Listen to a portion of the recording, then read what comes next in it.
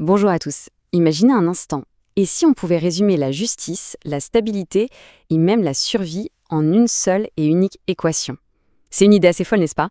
Et pourtant, c'est exactement ce qu'on va explorer ensemble aujourd'hui. Alors, la grande question qu'on se pose, c'est ça. Est-ce que c'est vraiment possible de capturer l'essence même de la vie dans une formule mathématique? C'est un défi immense, mais c'est le cœur de toute cette réflexion. Ok, pour essayer de répondre à ça, il faut bien commencer quelque part. Et ce point de départ, c'est la toute première version de cette fameuse équation. La voilà, cette fameuse loi originelle. Bon, je sais, ça peut faire un peu peur comme ça, avec tous ces symboles. Mais chaque lettre, chaque symbole a une signification bien précise. C'est vraiment notre point de départ, la première pièce de notre puzzle.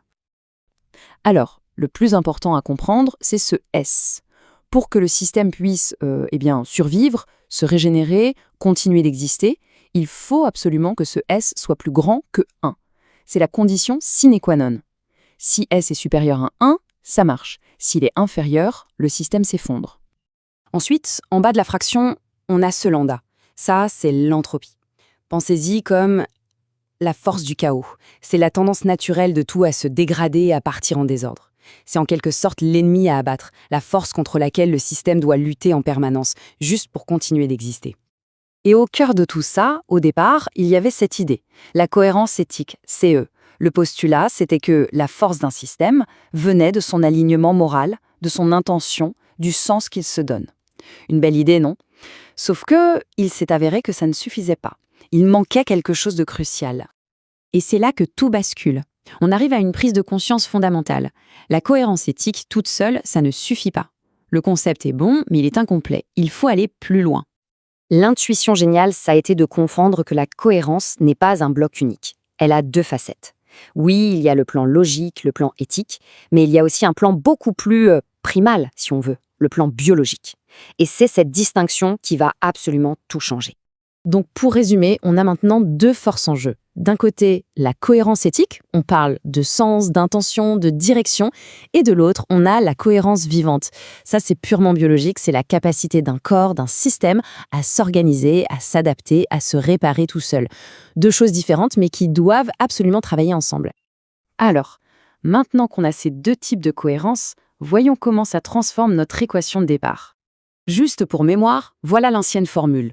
Tout reposait sur ce CE, la cohérence éthique. Eh bien, c'est ça qui va être modifié. Et voilà la mise à jour. C'est le cœur du changement.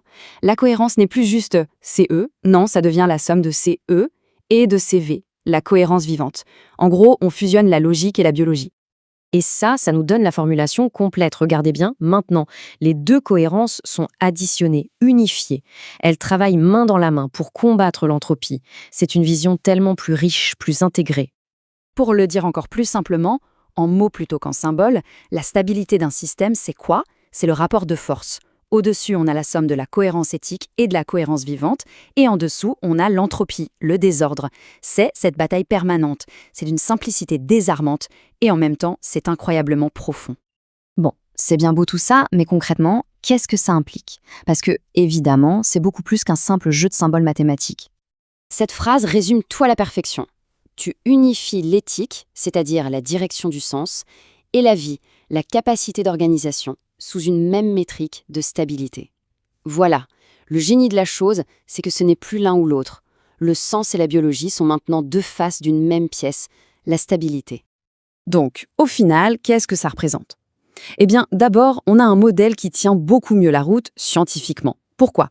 Parce qu'on passe du purement logique, un peu abstrait, à quelque chose d'ancré dans le biologique, dans le réel.